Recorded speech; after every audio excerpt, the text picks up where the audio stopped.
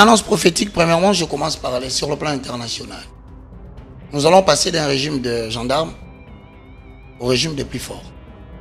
Ce qui fera qu'en Afrique, premièrement, beaucoup de nations vont s'affranchir de la domination occidentale.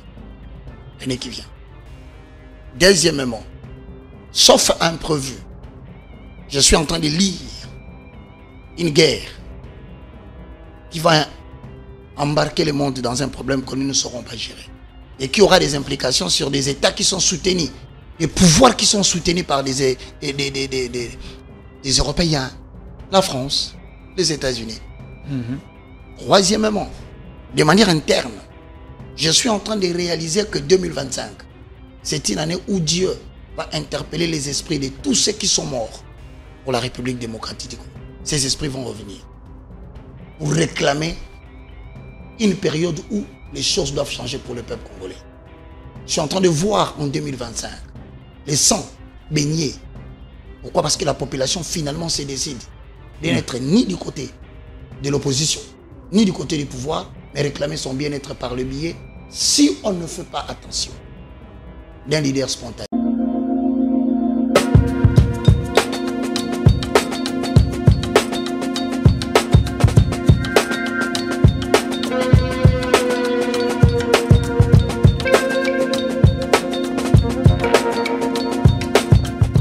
Troubles du système immunitaire, chute de tension, maux de tête, fatigue, perte de poids, frigidité et diarrhée. Dites adieu aux inconforts et retrouvez une nouvelle jeunesse avec une tasse de Maxi Bien-être au quotidien. Une solution bio composée de plantes traditionnelles, 100% naturelle et reconnue pour sa vertu. Une formule adaptée pour hommes et femmes.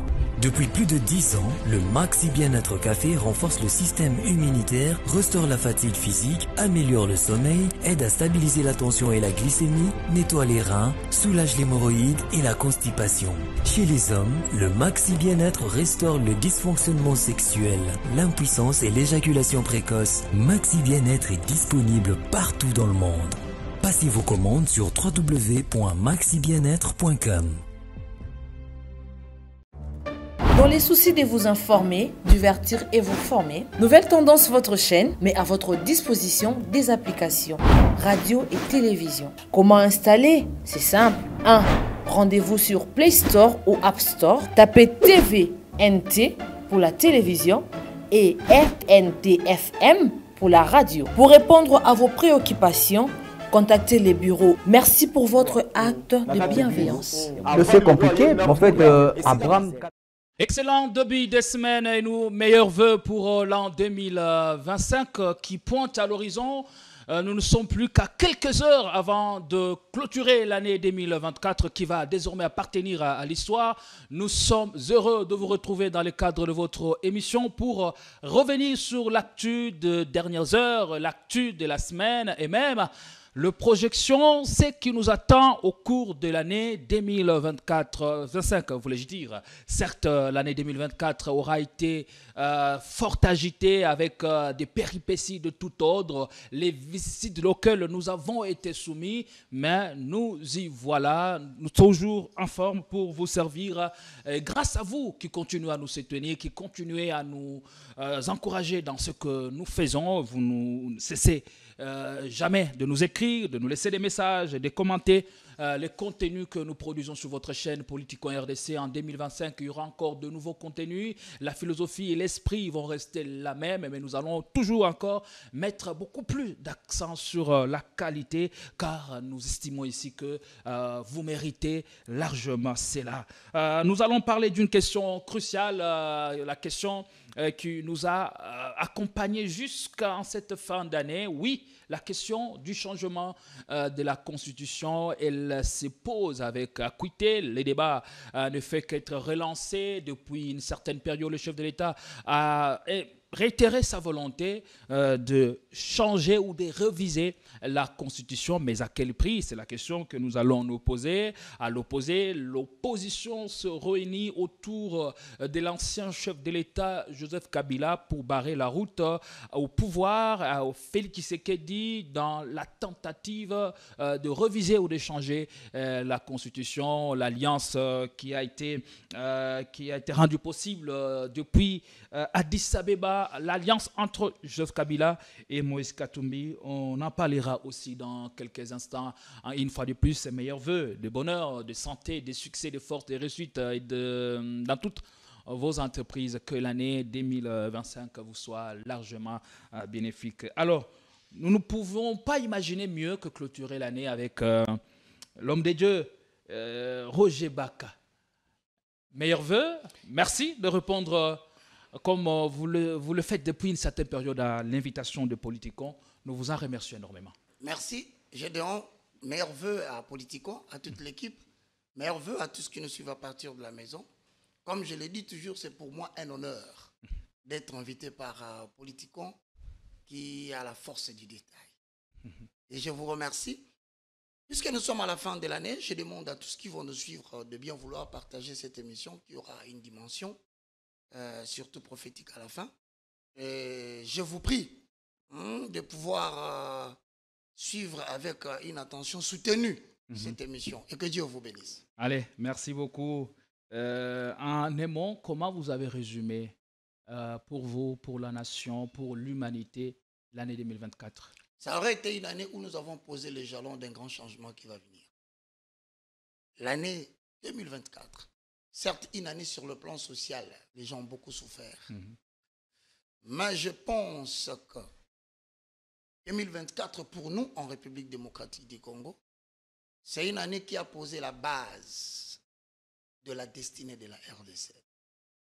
Et c'est une année qui a laissé entrer en vigueur les événements que nous allons qualifier de positifs, les événements que nous allons qualifier de négatifs, qui vont venir l'année prochaine et qui ne dépendront pas de nous, mais qui arrivent pour conduire la République démocratique du Congo vers une certaine finalité préalablement établie par Dieu en 2025. Quels sont ces événements-là? Puisque nous avons vu, il y a eu effondrement du pouvoir d'achat du Congolais, la rébellion qui est aujourd'hui aux portes de Butembo, deuxième ville de la province du Nord Kivu. Ça fait un cocktail d'événements imprévisibles auxquels les Congolais ont assisté. Premièrement, je profite de cette occasion pour annoncer prophétiquement que si le Rwanda veut bien suivre cette émission parce qu'elle est en français, c'est... Autrefois, c'est fait un pays francophone. Voilà. Ils en ont quand même la connaissance. Et ils vont quand même avoir la chance de pouvoir traduire ce message en anglais. Quand je dis qu'en 2025, c'est une année qui va vivre les éléments de la destinée, c'est que je conseillerais, malgré les apparences, au Rwandais à la tête, le président Kagame, de faire de son mieux, de régulariser sa situation avec la République démocratique du Congo. Je parle en tant que quelqu'un qui prophétise. Le Rwanda va constater l'année prochaine, progressivement, les grandes puissances vont commencer à le relâcher. Les grandes puissances vont commencer à prendre partie de la République démocratique du Congo. Et progressivement, si M. Kagame ne se décide pas de manière personnelle d'arrêter le soutien à ces gens qui agressent la nation du destin, la République démocratique du Congo, avant que l'année 2025 ne s'achève, Kagame le regrettera. Comment vont-ils le lâcher alors que ce sont ces mêmes puissances qui le soutiennent? Je t'annonce que la parole prophétique ne tient pas compte des apparences visibles. La parole prophétique sonde les temps, pénètre les temps et révèle le secret le plus caché qui peut aller à l'encontre de ce que vous voyez. Je répète, les communautés internationales, l'année prochaine, vont commencer publiquement à condamner le Rwanda et à les relâcher. Parce que Dieu a un programme spécifique pour la République démocratique du Congo en 2025, notamment le programme de présenter la République démocratique du Congo au monde entier. Mais ça passera aussi par la responsabilité, la conscience des dirigeants que nous avons à la tête du pays. Tant qu'on n'a pas encore retrouvé ces ingrédients-là, il me paraît difficile de faire tête à Kagame et de faire rayonner la RDC dans le concert des nations. Vous savez, quand cette prophétie arrive pour le Rwanda en 2025, c'est une prophétie qui touche indirectement les dirigeants au sommet. Pour ainsi dire, l'Éternel a prévu un certain nombre de choses. Et ces choses, non seulement ça va influencer le voisin qui nous dérange tous les jours, mais ça va avoir des incidences directes sur les autorités qui nous dirigent. Donc, il est impossible de penser que le Rwanda sera sanctionné par Dieu sans croire que les autorités de la RDC, d'une manière ou d'une autre, vont subir une très forte influence spirituelle pour contrecarrer certaines choses et favoriser autre chose. Voilà un peu en synthèse. Et pour l'heure, le processus de paix de Luanda semble s'estomper un tout petit peu, semble battre de l'aile. Lors de la dernière tripartite, le chef de l'État rwandais ne s'est pas présenté. Le nôtre y était. Et alors, qu'est-ce que ça présage? Vous savez, je vais vous dire quelque chose de très important. À un certain moment donné, lorsque la vie politique de la Côte d'Ivoire commençait à vaciller, les prédateurs qui sont l'OTAN, les Occidentaux, les États-Unis d'Amérique, voulaient profiter de l'exploitation du cacao, Robusta, Arabica, qui était exclusivement produit par la Côte d'Ivoire, reconnu certainement dans le monde comme étant la première production mondiale. Alors, ils sont passés par le Burkina Faso pour favoriser la pénétration des infiltrés au niveau des frontières. L'objectif principal, c'était l'exploitation illicite des cacao.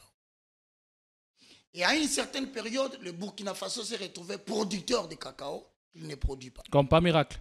Comme aujourd'hui le Rwanda, Iranium, le producteur Rwanda. de l'or. Exact.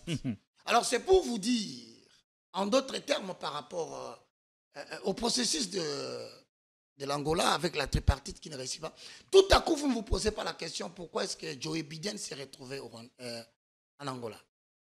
Les raisons sont bien connues.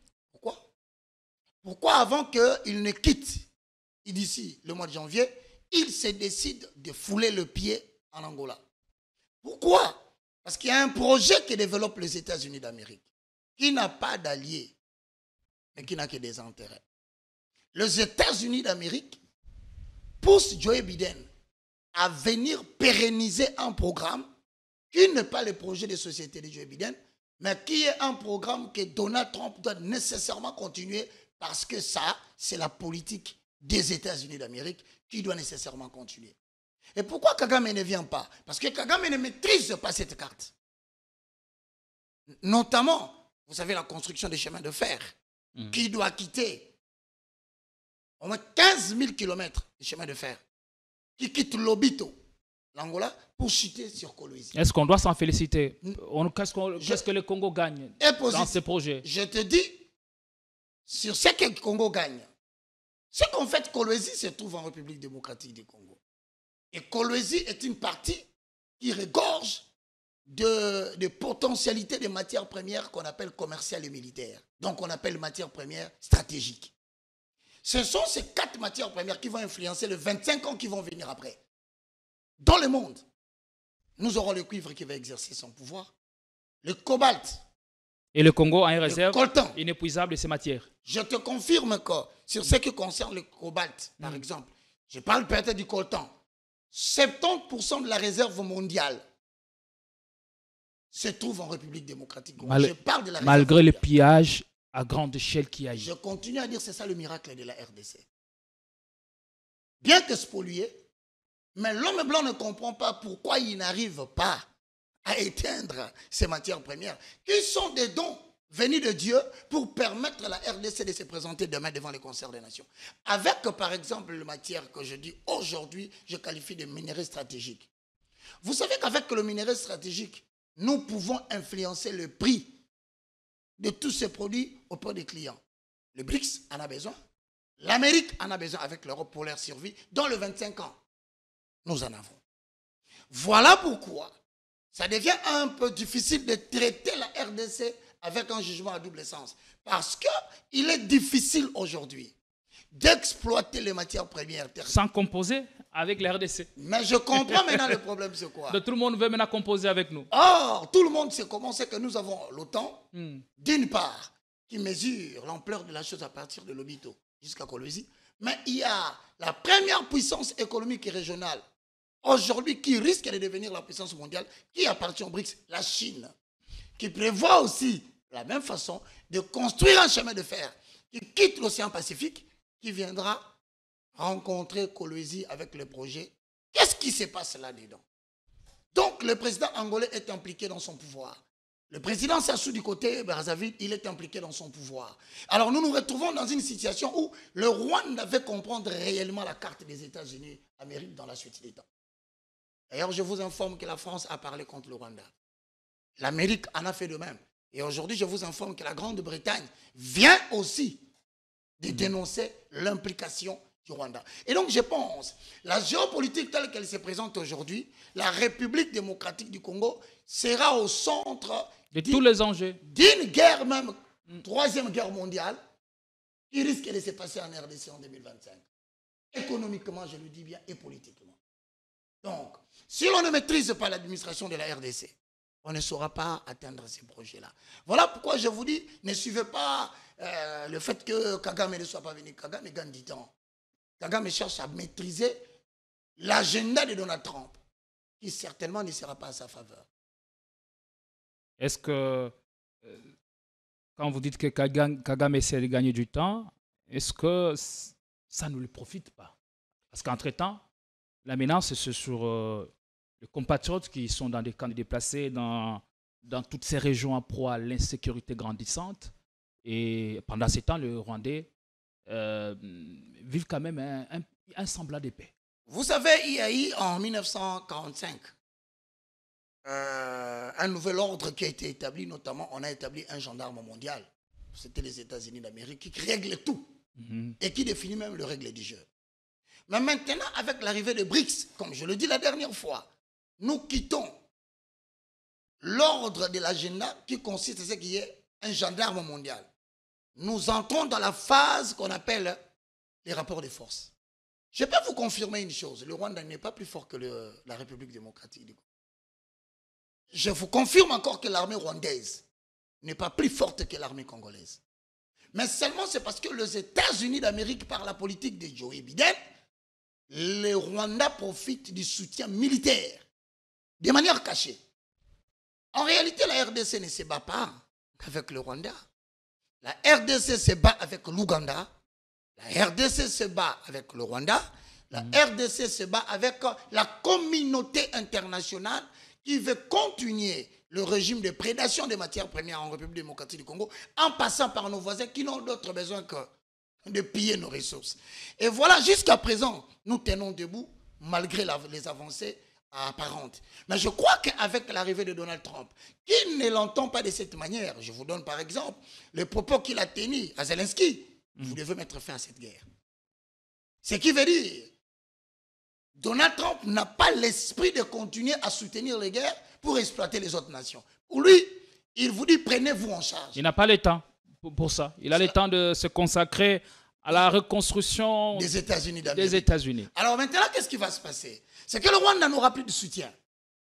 Mais le Rwanda continue aujourd'hui à tout faire pour que sa politique, telle qu'il le fait toujours, puisse pousser les autorités de demain de continuer à les soutenir en combattant la RDC. Mais ça n'aura plus lieu en 2025.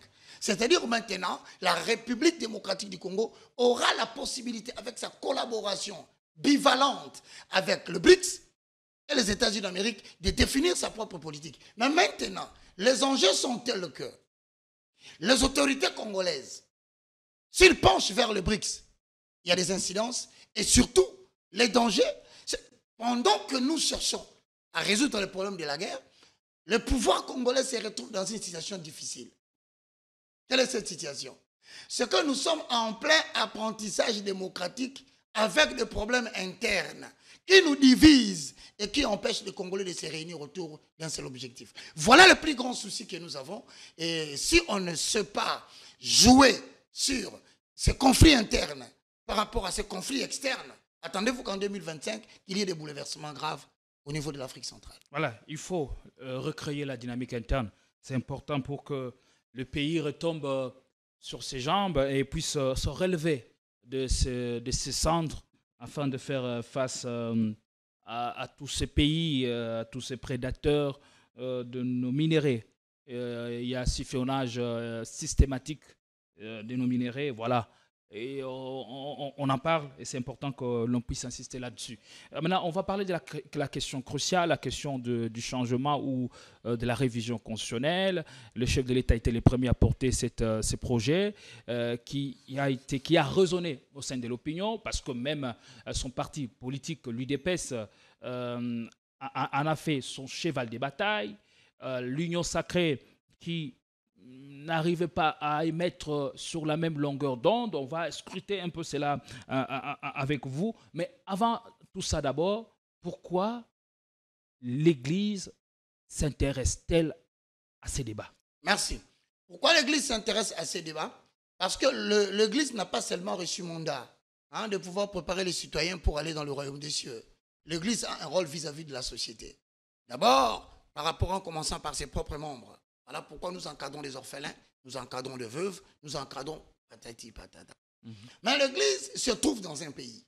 Alors, quel est le rôle que l'Église devait jouer dans une telle situation? Premièrement, je pense, si nous allons dans le livre de 1 Samuel, permettez-moi de lire la parole de Dieu, j'aime bien. Allez-y. Bien qu'on parle de politicon, mais il faut faire la politique avec une information qui nous vient de l'absolu, c'est Dieu. Nous sommes dans le livre de 1 Samuel, chapitre 8, le verset 2 à 8. Je veux que tu me suives très bien. Lorsque Samuel devient vieux, il établit ses fils juges en Israël. Son fils premier-né s'est nommé Joël. Le deuxième Abijah. Ils étaient juges à Beersheba. Le fils de Samuel ne marchait point sur ses traces. Il se livrait à la cupidité. Il recevait de présents et violait la justice. Tous les anciens d'Israël s'assemblèrent et vinrent auprès de Samuel à Rama. Ils lui dirent, Samuel, voici tu es vieux, et tes fils ne marchent point sur tes traces. Maintenant, établis sur nous un roi pour nous juger, comme il y en a dans d'autres nations. 6, je termine à 7. Samuel vit avec de plaisir ce qu'il disait. Donne-nous un roi pour nous juger. Alors Samuel pria l'Éternel. L'Éternel et Dieu dit à Samuel, écoute la voix du peuple dans tout ce qu'il te dira. Le contexte est tel que Dieu a déjà établi une institution. Cette institution établit la règle du jeu du fonctionnement d'Israël. C'est-à-dire que c'est Samuel qui est en train de diriger la population. Il le juge. Mais quand il est vieux, il prend ses deux fils, il les établit comme juges. Maintenant, qu'est-ce qui se passe? Avec ces modes de fonctionnement, les enfants de Samuel violent la justice. Alors le peuple constate que ce n'était pas ça ce qu'on s'est établi dans notre constitution. Qu'est-ce que le peuple va faire? Le peuple va chercher les gens qui ont reçu les fonctions déléguées, c'est-à-dire les anciens. Les anciens qui parlent au nom des peuples. Les anciens vont rapprocher maintenant Samuel pour lui dire, mais ça ne va pas. Les gens que tu as établis sont en train de violer la justice. Le peuple n'en veut plus. Le peuple veut maintenant que tu leur établisses un roi. Mécontent, Samuel va consulter l'Éternel. Voici le rôle de l'Éternel, le rôle de l'Église. En ce moment ici, nous devons consulter l'Éternel en permanence afin que nous puissions recevoir des signaux divins qui vont nous conduire dans notre marche. Ça, c'est de 1. Est-ce que c'est le même modèle de fonctionnement? Non, je ne parle pas de fonctionnement, je prends les On a l'impression ici que ce n'est pas les mêmes modes non, ce n'est pas de les fonctionnement. Mêmes mots. Mais je te confirme que Israël avait une constitution. Nous avons une constitution par comparaison. Israël avait un prophète qui le conduisait. Il avait un mandat éternel jusqu'à ce qu'il meure. Congo a un mandat limité à 2 ans, à 2 mandats. De l'autre côté, on a établi des juges qui violent la justice. On se rend compte peut-être qu'en République démocratique du Congo, la constitution ne bénéficie pas sur le plan social et sur le plan économique pour l'avenir de la population. Le constat est fait. Maintenant... Est-ce que c'est la faute à cette constitution qui n'empêche à ce que le Congolais vivent mieux dans leur propre pays? J'en viens pour démontrer que le peuple israélite, qui n'a pas accepté la façon dont la société était organisée avec la loi et la règle d'or, ils ont demandé aux fonctionnaires qui étaient délégués de leur pouvoir, dites-lui, nous voulons le changement, nous voulons la révision. Donc nous sommes là en tant qu'Église pour encadrer la volonté nettement exprimée de la population à un certain moment donné. L'Église regorge de citoyens constituants qui sont obligés de prouver... Il y a eu, dans le verset que vous avez lu, il y a eu changement des têtes. Mais il n'y a pas eu changement des textes. Je te confirme même que... La marche de l'État est restée la même. A changé pourquoi? On a quitté le mandat prophétique pour entrer vers le mandat royal. Ce n'est pas la même chose. Dans le mandat mais le prophète était toujours là pour guider et pour transmettre ce que Dieu dit pour son peuple. Le prophète était là maintenant pour surveiller la vie politique. Il n'a plus un mot à dire. Pour recadrer aussi. Rien que pour remettre aussi sous les chemins. Recadrer rien que le roi. Mais auparavant, il jugeait, il tranchait, il élaborait des lois, il donnait des orientations. Mais on l'a limité, tout ce pouvoir, on l'a remis entre les mains de roi. En d'autres termes, le prophète a reçu une sublimation percutante. C'est-à-dire qu'on a vidé les fonds de ses fonctions, on les a remis au roi. C'est un changement. Et maintenant, mais ça s'est révélé suicidaire par la suite. C'est comme ça que je dis, Dieu a dit, fais ce que le peuple te demande. Autrement pour dire, dans n'importe quel pays, la meilleure constitution qui puisse exister, c'est le peuple. Quand le peuple... Mais avec toutes les conséquences que cela représente, puisque pour Israël, il y a eu des conséquences qui s'en sont suivies par là après. Je comprends, mais moi je te pose la question, sinon dans ce cas, Gédéon, comment tu me définis la démocratie? Parce que c'est ça la démocratie que Dieu vient de faire. Il a dit, c'est vrai, j'ai institué de loi, mais le peuple n'en veut pas. Et la vérité est que les 2 enfants de Samuel n'exercent pas la justice au bénéfice de la population. Mais ce sont les choses que nous sommes en train de vivre aujourd'hui. Tout le monde réclame pour la justice. Tout le monde réclame sur le plan social. Tout le monde réclame sur le plan politico-économique. Est-ce que ça ne vaut pas la peine que vous puissiez écouter la population une fois? Pour une fois. Ça ne vaut pas la peine que nous puissions laisser le peuple nous amener dans un référendum à l'initiative citoyenne. Est-ce que ça ne vaut pas la peine aujourd'hui que nous puissions comprendre que les constituants, le peuple congolais estime que trop, c'est trop, nous devons revoir. Et si on y accédait, l'Église qui n'a plus visiblement de pouvoir devant devant le pouvoir politique, si on accédait à ces changements, quel rôle jouerait alors l'Église? Ah, voilà. Elle jouerait le même rôle que le rôle de prophète dans la Bible. Si Dieu peut faire un recul quand la population dit non, qui est qui pour dire non? Si Dieu, créateur des cieux et de la terre, responsable des souffles divins, dit au prophète, ne vois pas avec des plaisirs ce que le peuple demande, va faire ce qu'il veut. Si Dieu peut reculer face à la pression de la population. Mais il faut dire aux Congolais qu'ils ont le pouvoir des autorités entre leurs mains. En ce moment-là, l'Église aura maintenant quel pouvoir? Quel rôle? Parce que déjà, le pouvoir de l'Église au Congo est pratiquement émietté, sans ménuise au fil du temps. Le rôle de l'Église, c'est de rétablir la vérité. Parce que depuis un certain moment donné, nous avons vécu des mensonges. Et les mensonges... Maintenant, là, il n'y a plus de vérité dans l'Église. Est-ce qu'avec ces changements, c'est alors que l'Église va maintenant se consacrer à jouer véritablement son rôle? C'est prophétique dans le livre d'Ésaïe chapitre 2. C'est prophétique. Il arrivera dans la suite des temps que la montagne de la maison de l'Éternel, entre parenthèses Église, se lèvera au sommet de toutes les montagnes. Il est temps que Dieu redonne la valeur à l'église. Pourquoi? Parce que tout sera fermé. La situation politique sera bloquée. La situation sociale et économique bloquée. Ce qui va vouloir nécessiter de la part de l'église, que l'église, c'est d'ailleurs la raison pour laquelle Dieu dit à Pierre, je te donnerai les clés du royaume. À quoi sert le clé? Si ce n'est d'ouvrir les portes verrouillées.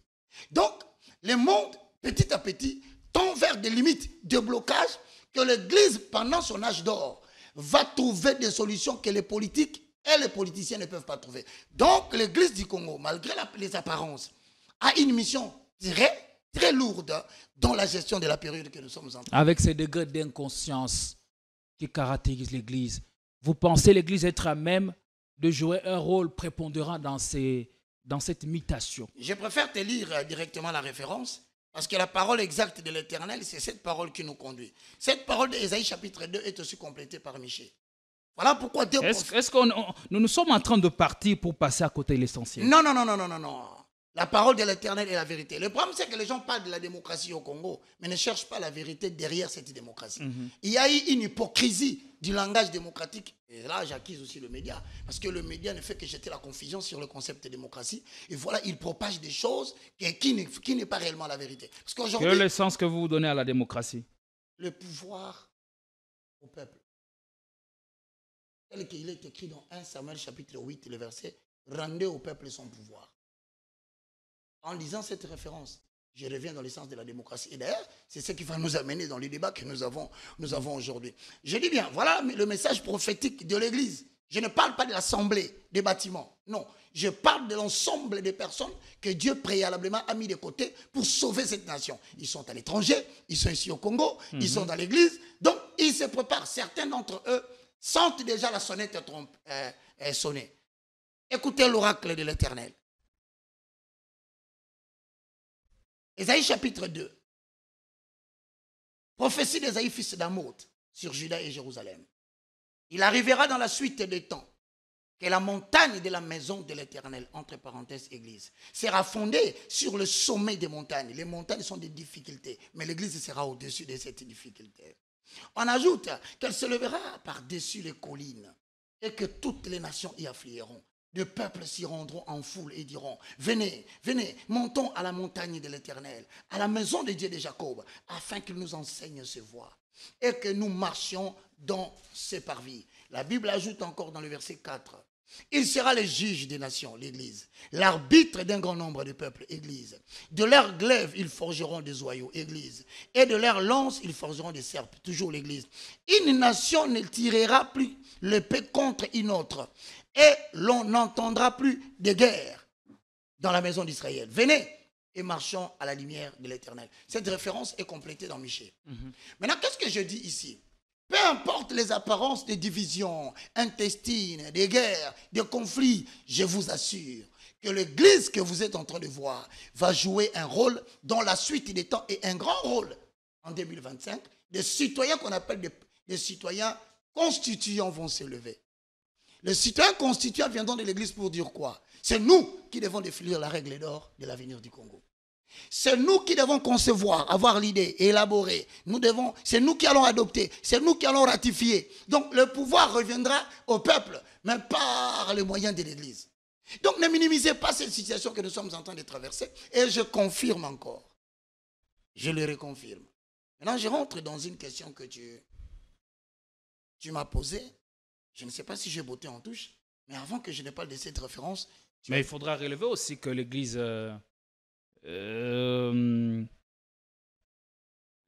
au Congo est infiltrée. Je vais répondre à ta question, mais je vais payer l'arriéré de la démocratie. La question que tu avais posée. Vous savez, la démocratie telle que définie, mon frère, c'est le pouvoir. Je vais essayer de définir des choses. Quand je dis le pouvoir au peuple, il y a deux mots que je vais accentuer. Le pouvoir et le peuple.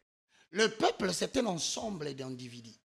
Et non un groupe d'individus au détriment de notre groupe. Je précise cela. C'est l'ensemble de tous les individus. Maintenant, Je ne parle pas d'une personne qui s'incarne en disant « j'ai une voix populaire, moi j'incarne les gens ». Il n'y en aura pas en 2025. Il n'y aura personne. Fils-tu de l'Union sacrée?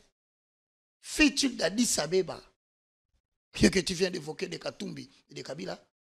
Dieu va éveiller l'attention des Congolais. Une alliance qui fait trembler non, Kinshasa. Mais pour nous, ça ne dit rien parce que nous connaissons l'avenir. Nous savons lire l'avenir et nous avons des révélations que Dieu nous a données. On ne tremble pas face à certaines choses. Voilà pourquoi je viens dire à l'Église de se responsabiliser. Au peuple congolais d'être prêt parce que Dieu veut vous restituer le pouvoir qu'on vous a volé depuis des années. Je réponds et je dis.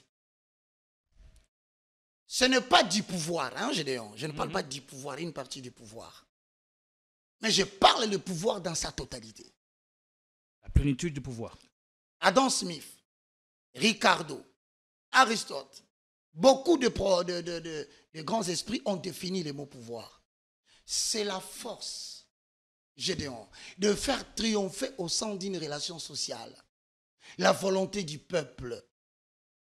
Peu importe les résistances. Le peuple va imposer sa volonté et cela sera adopté. C'est ça le pouvoir. Maintenant, je me pose une question. Si vous allez par exemple dans l'histoire de la France, tu n'ignores pas, il y a eu des monarques. Louis XIV, le roi Soleil. Ce sont des gens qui ont dirigé de manière absolue, mais ils ne faisaient pas tout. Qu'est-ce qui fait le pouvoir du roi monarque? C'est que c'est lui qui décide de qui fait quoi. Donc, la démocratie, c'est la capacité de rendre au peuple le pouvoir, de décider qui fait quoi à quel moment. Maintenant, si j'essaie de te rejoindre, aujourd'hui, nous sommes en train de constater un événement malheureux. On ne veut pas dire à la population congolaise. Non, bon, écoutez, la séparation des pouvoirs n'a de sens que dans la démocratie. On nous parle du pouvoir judiciaire. Pouvoir exécutif, pouvoir législatif. Mais je suis désolé, en démocratie, le Parlement n'a pas de pouvoir. Non. En démocratie, l'appareil judiciaire n'a pas de pouvoir. Comment ça? Mais parce que ce sont des fonctions déléguées. Le pouvoir en démocratie appartient au peuple. Les parlementaires sont des fonctionnaires délégués du pouvoir du peuple. Le judiciaire n'est que les fonctions déléguées du pouvoir que le peuple le confie. Mais aujourd'hui, c'est l'inverse. On montre au peuple congolais qu'ils doivent courir derrière le Parlement. Encore faut-il savoir si le Parlement va les écouter. Ils commencent à réclamer à la justice de changer, alors qu'ils ont entre leurs mains le pouvoir de dissoudre les parlements, de dissoudre l'exécutif, de dissoudre l'appareil judiciaire. Remontrer au peuple congolais son pouvoir. C'est ce que je suis venu. Est-ce que ce problème, c'est dans l'approche des concepts ou c'est dans la manière, dans la pratique politicienne? C'est un mensonge savamment élaboré. Comment ça? Mais on a l'impression que le problème, c'est dans la pratique politicienne. Mais cette pratique politicienne a instauré un système. Et le système veut continuer. Et je bénis Dieu. Parce que le président, enfin, il vient de dire « Ah non, non, non, non. Cette constitution, enfin, je viens de constater que ça ne va pas. » Je sais qu'il y a beaucoup des à côté que les gens veulent bien aborder par rapport à ces changements qu'ils qualifient de politiques. Mais moi, je reprends pour dire, je vais te démontrer quelque chose. Vous savez, le 18 février 2006, à San City, c'est là où la constitution de 2006 vient. Mais posez-vous la question. Si la démocratie, parce que notre État est un État républicain démocratique, Gédéon, si le pouvoir appartient au peuple, qui a le droit, vraiment le pouvoir de décider, le pouvoir de concevoir, le pouvoir de penser sans l'intermédiaire de qui que ce soit, aucun représentant ne peut venir parler à la place du peuple. Non. Maintenant, conçu sous cet angle-là, vous comprenez que si vous prenez le pouvoir du monarque, vous enlevez seulement le monarque, vous remplacez le peuple à la place du monarque, vous comprenez que c'est ça la démocratie. C'est le peuple qui décide de qui fait quoi à quel moment. Mais maintenant, au Congo, vous avez convaincu la population que le peuple n'a rien à dire. D'ailleurs, je vais te montrer quelque chose de très dangereux dans l'article 200, Oui, avant d'y arriver, Ouais. désormais, quelle est l'orientation que vous voulez donner à la démocratie par rapport au test fondamental promulgué par l'ancien chef de l'État? Je vais demander à la population une seule chose de me comprendre très bien. Voici l'orientation. C'est que le peuple, c'est un ensemble des individus. Ce n'est pas un groupe d'individus qui gère au détriment de l'ensemble. Ça, vous l'avez déjà dit. Je Évoluer. reprends encore. Le pouvoir, c'est que le peuple congolais doit mettre dans sa tête, il a le pouvoir des autorités entre ses mains. Aucune autorité n'est supérieure au peuple. Les peuples congolais doivent commencer à les comprendre. Quand ils parlent de la Constitution, ils doivent se poser la question, est-ce que cette Constitution a tenu en compte les aspirations profondes de leurs desiderata? Tel que quoi? Le social. La Constitution n'a pas tenu compte du social congolais? Quel avantage a-t-il tiré depuis 2006? Et vous fondez sur quel article pour dire que la Constitution n'a pas tenu compte du social des Congolais? Parce que vous pouvez prendre l'article 5 de la Constitution, qui nous est clairement défini. Je voudrais que l'échange soit limpide pour tous ceux qui nous suivent. Merci. L'article 5 dit ceci, que la souveraineté nationale appartient au peuple. La souveraineté nationale appartient au peuple. Émane du peuple qui l'exerce directement par voie de référendum ou d'élection et indirectement par ses représentants. Donc indirectement, que ce soit l'exécutif, que ce soit le pouvoir judiciaire. Il exerce indirectement. Indirectement, pas directement. Donc personne ne peut prendre l'initiative. Mais il y a des détails qui sont à prendre en compte. Ouais. On dit non seulement le peuple exerce le pouvoir directement, mais d'abord on souligne que le pouvoir émane du peuple. Exactement. Ça veut dire quoi? Le pouvoir émane du peuple. C'est le peuple qui donne d'abord le pouvoir. C'est-à-dire que il y a d'abord la prise de pouvoir et l'exercice du pouvoir. C'est deux choses différentes, Roger Baka. On se pose la question sur la prise du pouvoir. Donc tu regardes tout le monde en face. Tu peux me convaincre que le Parlement que nous avons ici, c'est la volonté nettement exprimée des électeurs. Bien entendu, par la voie d'élection. Alors, mais comment les machines à voter se sont retrouvées dans les maisons des gens? Ça, c'est maintenant l'intelligence et la praxis politicienne. Ça veut dire quoi? Vous ne pouvez pas aujourd'hui, devant 95 millions de gens, confirmer que le Sénat, tous ceux qui sont là, ils sont les fruits de l'émanation de la volonté de la population. Vous savez comment ça se fait, non? Il semblerait qu'il y ait un 10 000, un 20 000 $ qui seraient donnés aux députés provinciaux. Je ne commente pas, je n'invente pas. Ce sont des choses que nous avons connues dans ce pays. Les élections de gouverneurs. Même les députés. Donc vous ne pouvez pas dire que vous portez en vous les fonctions déléguées du peuple quand vous savez que vous y êtes par tricherie. Comment dans cette praxis du pouvoir, politicienne doit aller jusqu'à remettre en cause cet article. On va remettre... Où est le problème de ces tests? Vas-y, la loi fixe les conditions. À quel niveau se situe la faiblesse de cet article? Article 5, descend, la loi fixe. La loi fixe les conditions d'organisation et des élections et du référendum. On y va. Le suffrage est universel, égal et secret. Il est direct ou indirect. Sans préjudice des dispositions des articles 72, 102 ou 106 de la présente Constitution, sont électeurs et éligibles dans les conditions déterminées par la loi. Tous les Congolais de sexe âgés de 18 ans révolus et jouissant de leurs droits civils et politiques. La souveraineté. Nous rentrons dans le fait qu'on vous dit clairement que vous ne pouvez pas, dans les cas échéants, par exemple, parler d'une révision, parler d'un changement. Le constituant lui-même, vous ne l'avez pas consulté. Voilà le vrai problème. Même l'idée, parce que quand j'entends les gens dire, je vais pénétrer la révision, je suis d'abord au niveau de la conception de l'idée. Ça doit être l'émanation de la volonté de la population. Vous devez consulter les constituants populaires. La question est premièrement de savoir, est-ce que la population congolaise a-t-elle suffisamment compris que la constitution de 2006 a été élaborée contre lui? D'abord, je vous dis l'état d'esprit de la constitution de 2006. Quel était l'état d'esprit? Calmer les ardeurs des hommes forts. Aucune pensée des aspirations de la population a été retenue. Il n'y avait que des hommes forts, tu es d'accord avec moi? Donc tu n'étais pas là-bas. Moi, je n'y étais pas. Encore faut-il demander si la population congolaise était représentée. À partir du moment où nous l'avons adopté, voilà, par voie de référendum, voilà, on en a fait l'œuvre nationale, œuvre commune. Ça ne sera jamais l'œuvre nationale parce que l'élaboration d'une constitution doit émaner de la population, pas d'un groupe d'hommes. Ces mensonges doivent s'arrêter. Aujourd'hui, ça doit s'arrêter. Voilà. Et comment on peut se prendre si la constitution doit être élaborée par un groupe, par tous les Congolais, et non par un groupe d'individus?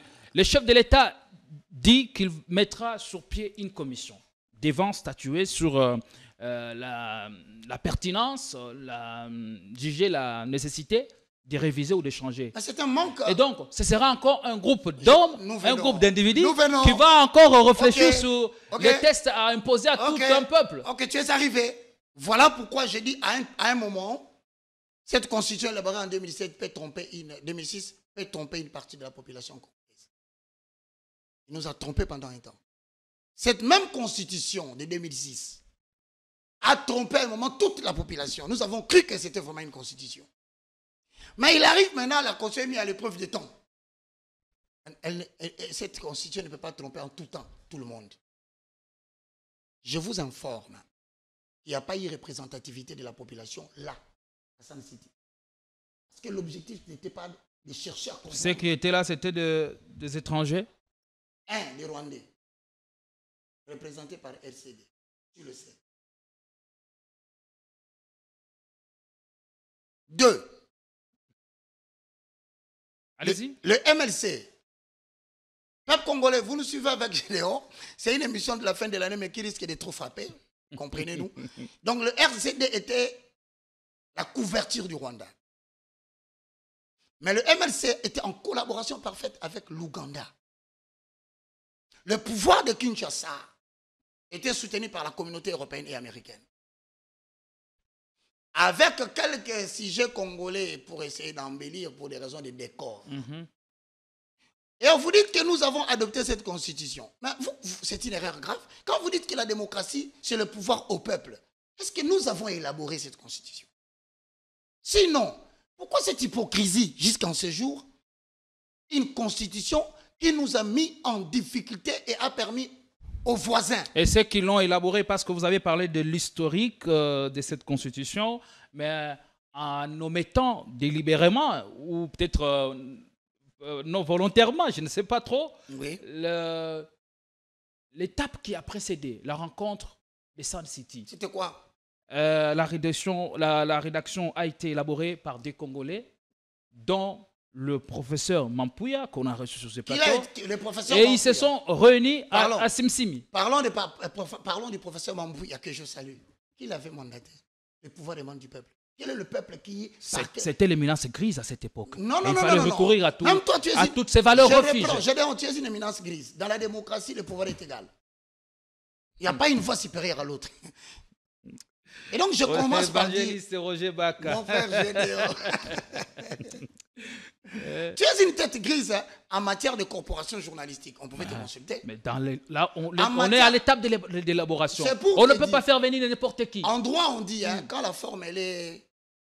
Lorsque les prémices sont bonnes... La conclusion est fausse. Alors, vous ne pouvez pas me dire que nous avons une constitution lorsque le peuple congolais ne s'est jamais retrouvé.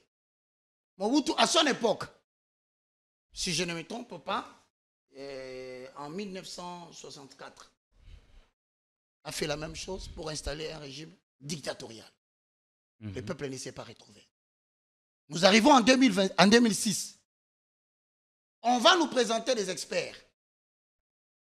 Alors qu'en Grèce, selon la bonne définition du terme démocratie, sont exclus de l'élaboration d'une constitution, les étrangers. Un étranger ne peut pas élaborer une constitution pour un peuple. Jamais. Vous avez lu dans l'article 5, la souveraineté appartient au peuple. Moi, je parle du peuple constituant. C'est le peuple qui définit la règle d'or. Dorénavant, tous les politiciens devaient commencer à les comprendre en 2025.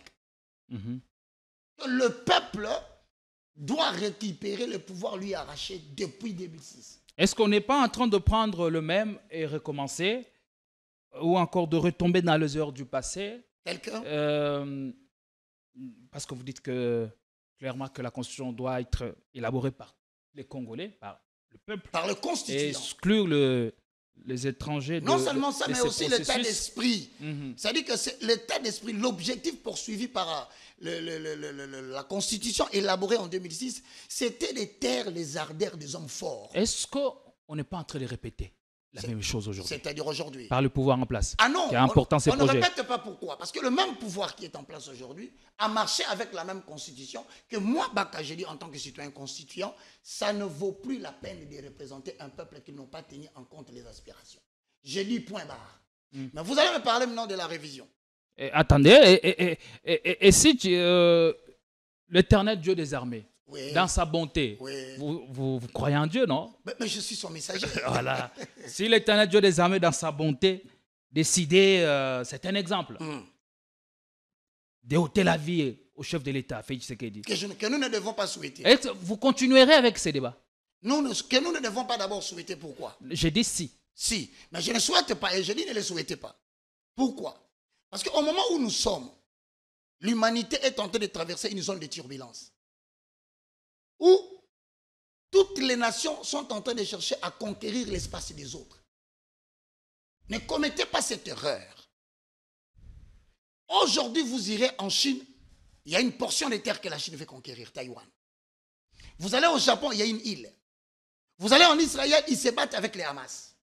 Vous allez en Russie, ils se battent avec Zelensky.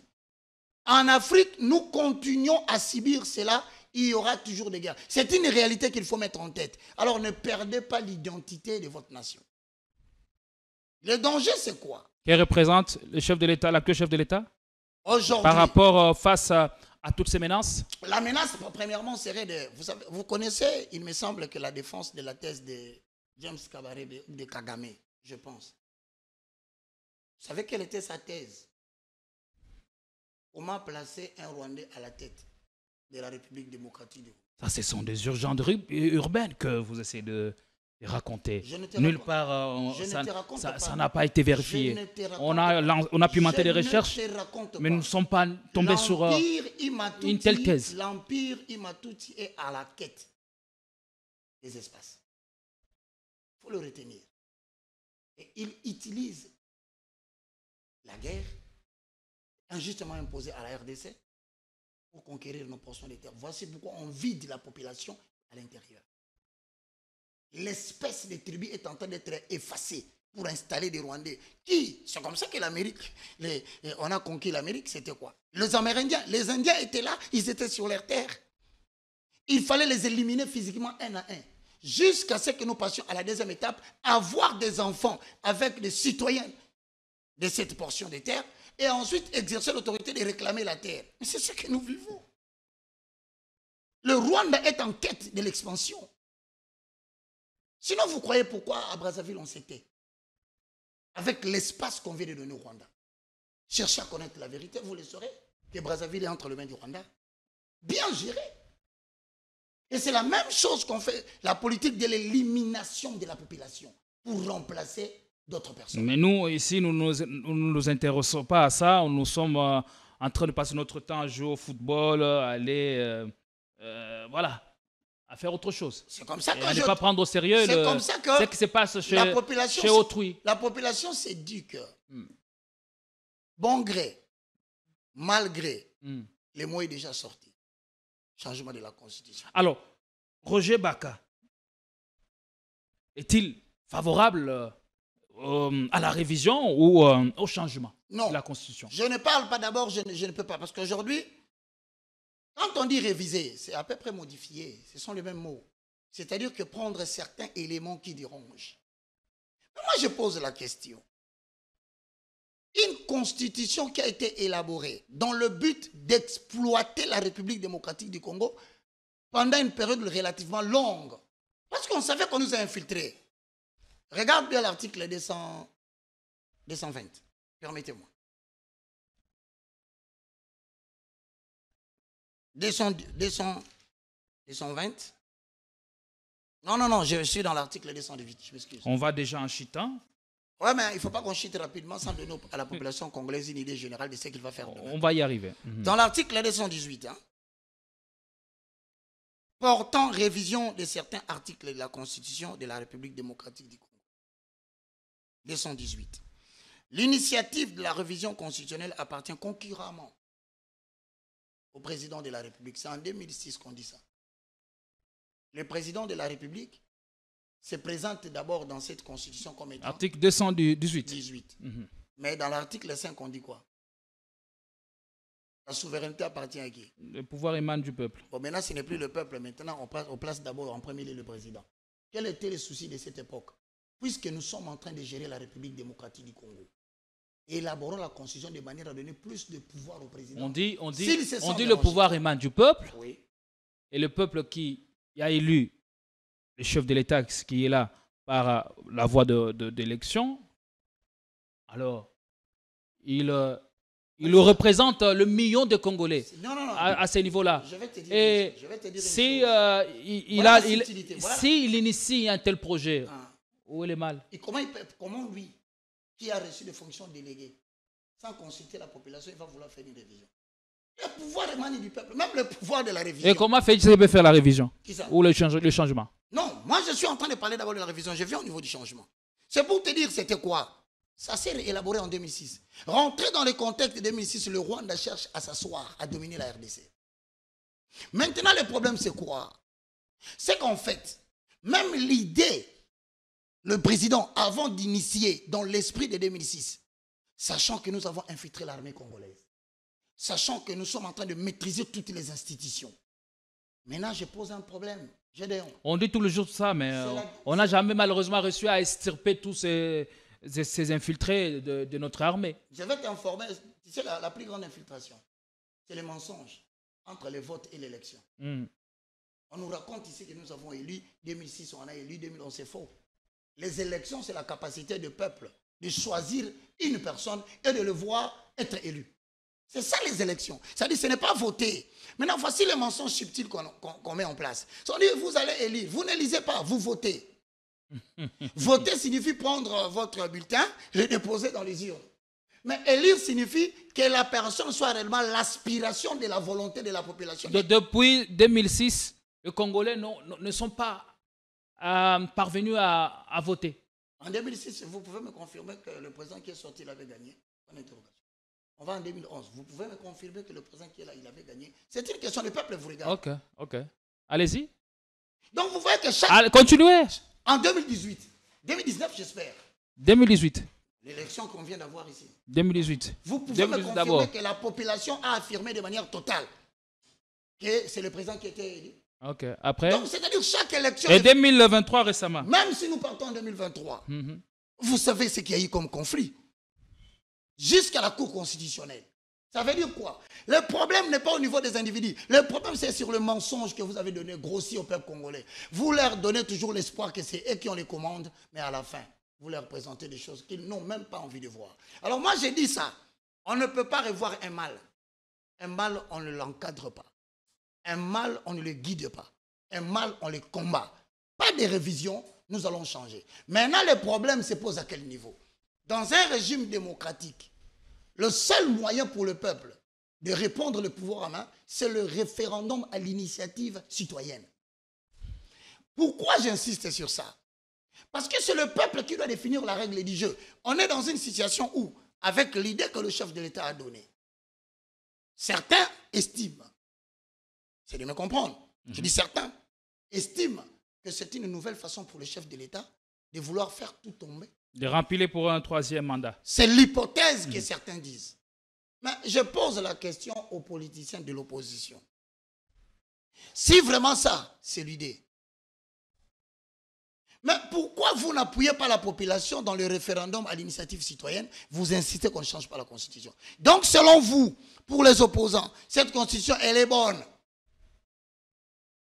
Et que la population devait accepter qu'aujourd'hui, les décisions qui dirigent l'avenir de la République du Congo viennent d'ailleurs. Qui peut me dire le contraire? Mon frère, ce pays ici appartient aux communautés, ce qu'on appelle internationales. Ils nous donnent des injonctions. Comment voulez-vous? On va se permettre de traverser 15 km de chemin de fer, de Lobito jusqu'à Kolwezi, sans passer par la RDC. Ça, c'est quel manquement de respect à l'endroit de la République démocratique. Ça, c'est toujours la Constitution? Mais je continue à te dire que cette constitution prévoit des mécanismes pour ces gens de continuer à travailler. Vous savez, certaines personnes expliquaient, et comprenez-moi bien, ils disent, que fait la constitution pour changer la vie économique de la population? Mais est-ce qu'il faut changer la constitution pour changer la vie sociale? Mais je réponds en disant, est-ce que vous savez que cette constitution n'existe pas? Et qu'il est obligatoire pour un peuple de se donner une constitution qui correspond à l'architecture de ses propres aspirations. Qu'est-ce qui est mal là? Dites vrai que le problème, ça serait peut-être l'application des lois au niveau de la praxis. Mais moi, je dis, mon souci à moi, c'est qu'un mal qui a été donné aux Congolais pour que le Rwanda nous exploite. Vous savez, le Rwanda n'a pas cessé de s'organiser pour établir au sommet de l'État un sujet douteux. C'est pas fini, ça continue. Et je continue à vous dire, tel que nous sommes là, la volonté d'assujettir la République démocratique du Congo par nos voisins ne fait que continuer. Oui, le chef de l'État peut avoir dit cela, mais je crois que l'initiative, maintenant, doit être bien encadrée par nos citoyens. D'où, premièrement, ce n'est pas une bonne idée, comme je le dis, de changer la constitution pour le changement politique. Intention, je pense que le président doit se prononcer sur ces faits. Il doit se prononcer en disant, par exemple, je ne pense pas que je vais m'éterniser au pouvoir pour assurer le peuple congolais. Mais seulement, je crois que si le président Mobutu est reconnu au Congo pour avoir laissé le Parlement, le bâtiment ici que nous avons, c'est Mobutu qui l'a construit. Si vous parlez de Inga, c'est Mobutu qui l'a fait. Alors, il faut rappeler que lui n'a pas été empêché par les abeilles. Hein? Maintenant, deuxièmement, que nous rappelle Kabila? Beaucoup de choses. Rien à part de souvenirs. Je dis, la reconstruction. Je le répète. Rien. La mise en mal du plan de balkanisation. Je le répète. Vous avez posé une question, c'est important pour nous d'éclairer la religion de notre public. Quand vous parlez du peuple congolais et de la situation politique congolaise, il faut le parler sans passion. L'unification du pays, l'unification des zones économiques, merci. Tout ça. Même le paiement de la dette extérieure. Mais quel est le plus grand événement? Le plus grand héritage de Sepa Kabila, c'est aussi la Constitution. La passation pacifique du pouvoir. Grâce à cette Constitution même.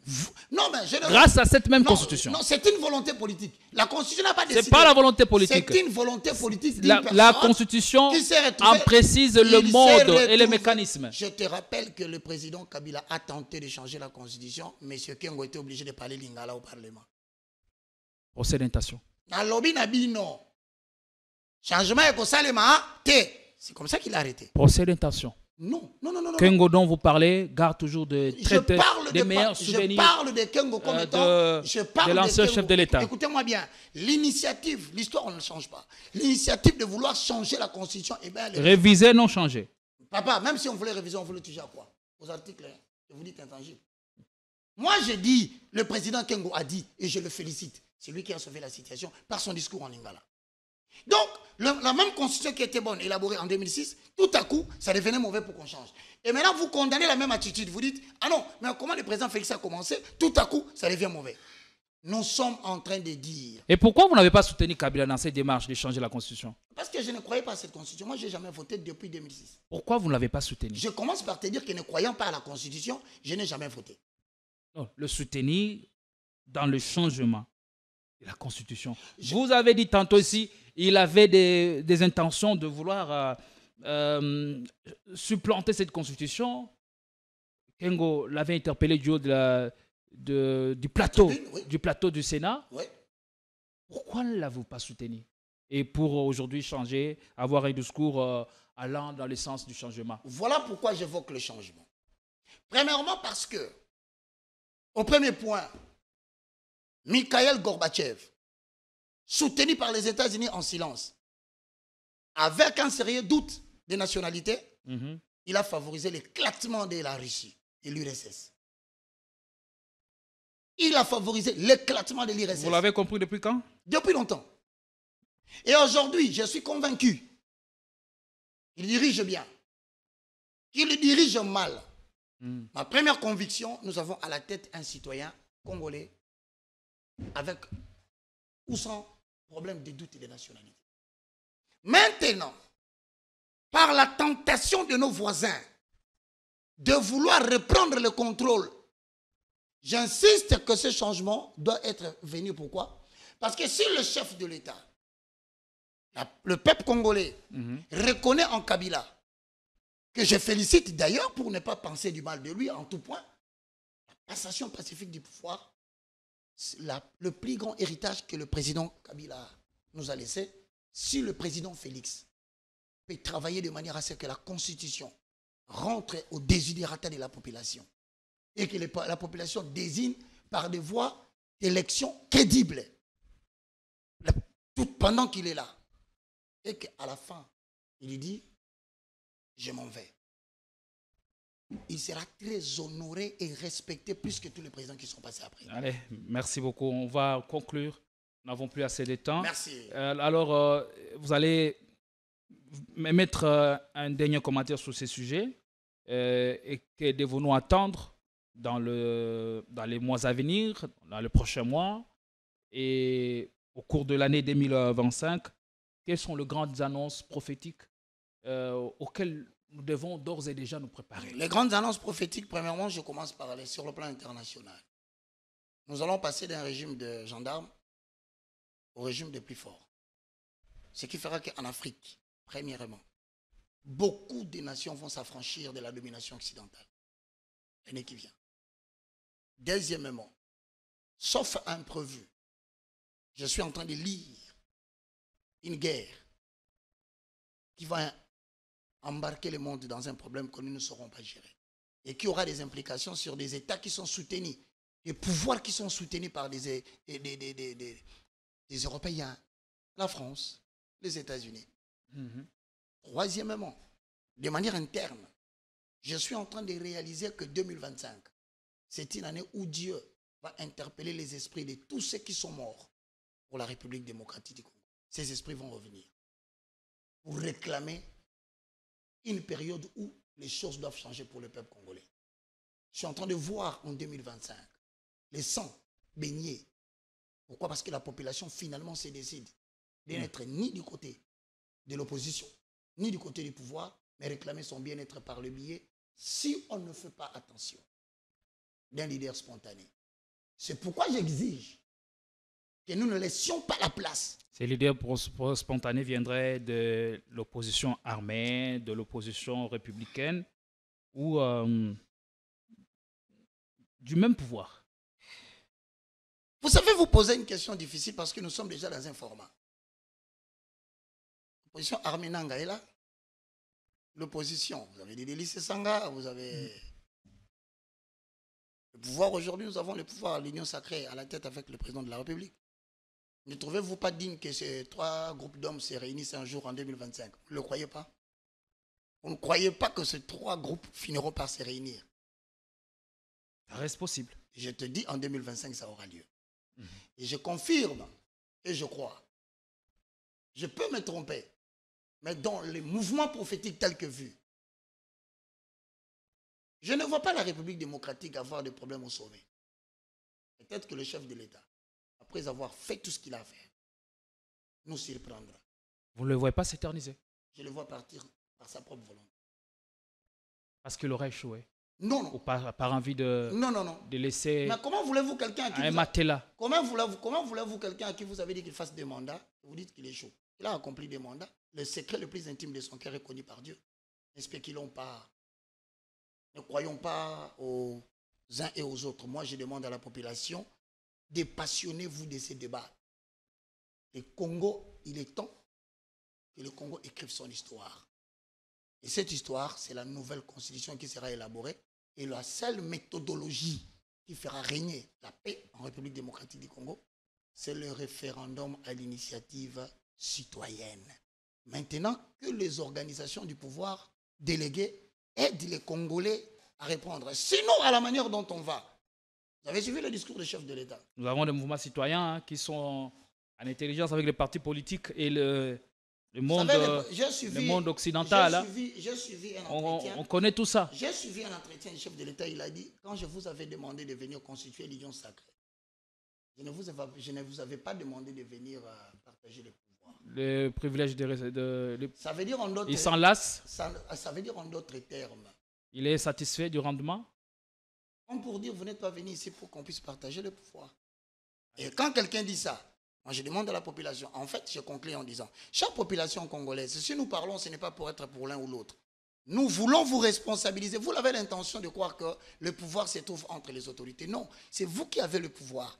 Prenons-nous en charge, organisons-nous de manière à saisir cette opportunité du changement de constitution pour que nous puissions écrire une histoire qui va créer le bonheur du peuple congolais. Voilà ce que je suis en train de dire. Allez, beaucoup de choses ont été dites sur ce plateau. Tout n'a pas été dit, mais on aura au cours de 2025 l'occasion de revenir sur des sujets importants tels que celui-ci. L'évangéliste Roger Baka, Dieu le voulant, se mettra toujours à notre disposition pour vous donner les analyses, les prédictions, comme il sait toujours les faire avec bravoure et avec patriotisme. Allez, nous nous quittons. Meilleurs vœux pour bonne année à toi. 2025. Bonne année à tous ceux qui nous suivent à partir de bonne année à vous. Bonne année à tous nos abonnés. Avec le même plaisir, nous allons commencer l'année 2025 sur les chapeaux de roue. Allez, prenez soin de vous. Bien-aimés dans le Seigneur, shalom. À vous qui ont un grand cœur. Bino bao mitema nzamba pesa bino mitema malamu. Mitema kusunga. Fondation Alendele na orphelinat Christ Rédempteur bana posa na bino. Bana posa lisungi na bino. Bano baboti bakenda. Bano bazala moya kotanga te. Bato bana besoin lisungi. Bino bato wala mitema malamu. To wana posa ya lisungi na bino na orphelinat Christ Rédempteur, la Katia Fondation Alendele. Kanise loko. Eza yondolo bakie. Ozanzambe ya bana bitike. Yo mokolo bakie. Osungaka basi bakufela mibali. Pona nini pasi ya boye o nzambe. Ils ont besoin de vous, de votre pain, de votre bouteille d'eau, de votre soutien. Et ça serait une bénédiction pour vous. Pour votre famille. Que Dieu vous bénisse.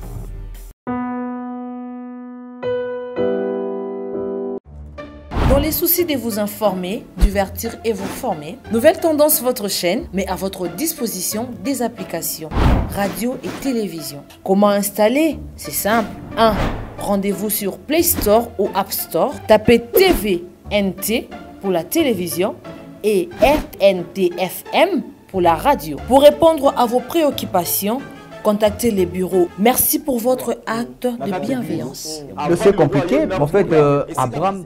Merci, Banakin, Bana monde entier. Merci bien-être. Sougala café, logo, na mêlé logo, mais le logo est à ma baie. Il y a bien pour la panne technique. Mais quand ça les langues on a ma bête, ça les langues pour na maman. La célibataire to lingi bino ate. So maga boma mukolo bala. Pourtant mzo ba produire en soute.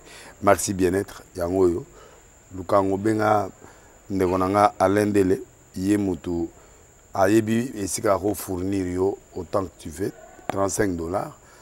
Eze belé na kati. Sobo melika moko de jo ga bien. Mais hémorroïdes banini tout ça. Bilialia, vanda, moussala, banini. Et réparer au système ya break. Et réparer au fonctionnement. Fonctionnement ya break de break, donc et son fonctionnement ya bien. Donc comme il va Congolais toujours gagné ma match. Oh, ça va défaite. Pas de technique en plein match, c'est pas bon. Zongela et loco. On a évité de dire, surtout ma pasteur, Bodingo mela, boyawa.